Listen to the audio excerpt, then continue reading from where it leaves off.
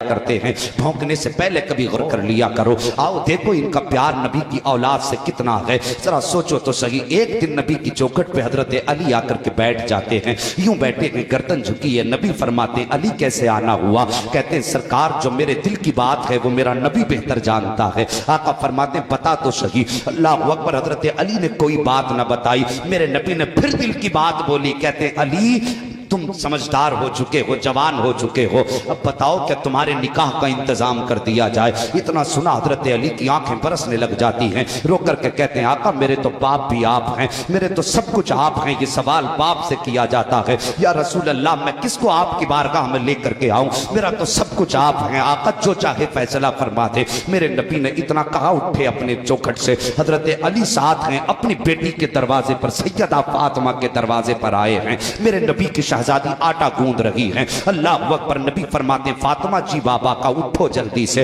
बाबा जी 2 रोटी बना लूं? का नहीं बेटी जल्दी उठो।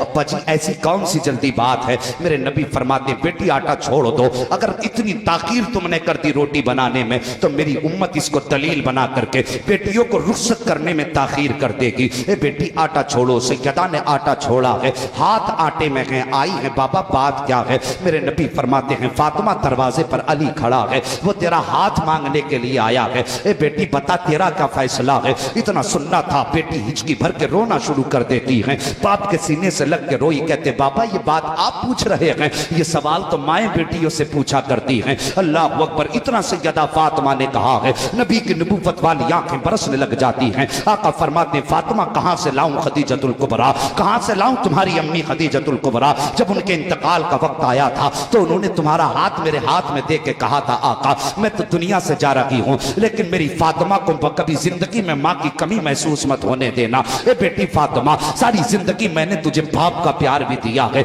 मां की ममता का एहसास भी तुझे दिलाया है। सारी जिंदगी बाप बन के मैंने तुझे पाला है, मां बन के भी मैंने तुझे पाला है। ए बेटी दरवाजे पर अली खड़ा है, पता तेरा क्या फैसला है? सैयदा गर्दन झुका देती है। अल्लाह अकबर। मेरे नबी ने बेटी का रिश्ता मजबूत कर दिया है, रिश्ता तय हो गया सैयदा का। इतने रिश्ते का तय होना था, हजरत अबू बकर सिद्दीक को खबर हो जाती है। तवज्जो करना प्यारे, कौन अबू बकर है जरा गौर तो करो। जैसी हजरत अबू बकर सिद्दीक को खबर हो जाती है, आप आए दौड़ करके आके आका की बारगाह में कहते हैं सरकार सारी जिंदगी आपने कोई काम अबू बकर के मशवरे के बगैर नहीं किया है। या रसूल अल्लाह आज बेटी के रिश्ता तय कर दिया, अबू बकर से मशवरा तक नहीं लिया। मेरे नबी फरमाते हैं अबू बकर क्या करते मशवरा करता? तो कहते आका मेरी ख्वाहिश ये है कि बेटी आपकी हो, दूल्हा अली बने, जहेज अबू बकर की दौलत से जाना चाहिए। जहेज में जो दौलत होगी वो अबू बकर सिद्दीक की तरफ से जाएगी। आका फरमाते कहना क्या चाहते हो? अबू बकर सिद्दीक कहते हैं आका मेरी ख्वाहिश ये है कि जब आपकी बेटी दुल्हन बन के घर से जाए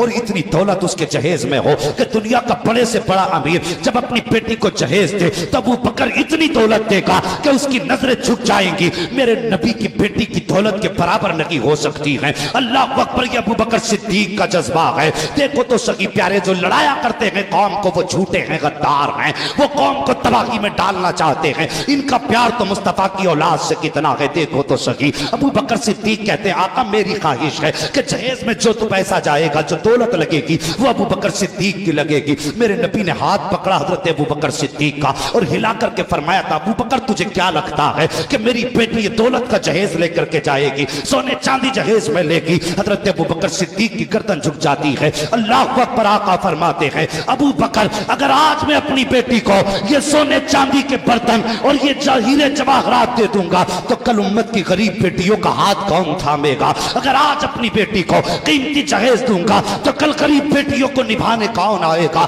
मेरी कौम के जबान में तुझसे भी कुछ बात करना चाहता हूँ, अंदाज़े बयां मेरा बहुत शौक नहीं है, शायद के उतर जाए तेरे दिल में मेरी बात कि मुआशरा आज इस बात को लेकर के नहीं सिसक रहा है। आज बेटे जवान क्या हो गए हैं, लोग अपने आप को फिरौन समझ बैठे हैं, कोई शद्दाद हामान समझ बैठा है। बेटे जवान हुए 10-10 लाख की बोलियां लग रही हैं। गरीब बाप की बेटी बाप के दहलीज पर बैठी है, उसका गरीब बाप एक दामाद नहीं खरीद पा रहा है। और यहाँ अमीरों ने सेल लगा रखी है, कोई 10 लाख में दामाद खरीद रहा है, कोई 20 लाख में दामाद खरीद रहा है। और शर्म करो, शर्म करो, नबी का कलमा पढ़ते हो, जरा सोच तो सही। अगर कोई गरीब बेटी मुस्तफा की तेरी दौलत और तानों की वजह से बाप की दहलीज पर बैठी रह गई और उसके बालों की सियाही सफेदी में बदल गई, तो सच बता मुस्तफा को कौन सा जवाब देगा? मुझे जरा दिल थाम के मेरी बात सुन लो प्यारे, बस अंदाज़े होया मेरा बहुत शौक नहीं है, शायद कि उतर जाए तेरे दिल में मेरी बात। जरा तवज्जो से मेरी बात सुनते चलो प्यारे। अगर मेरे मुस्तफा की बेटी अगर सैयदा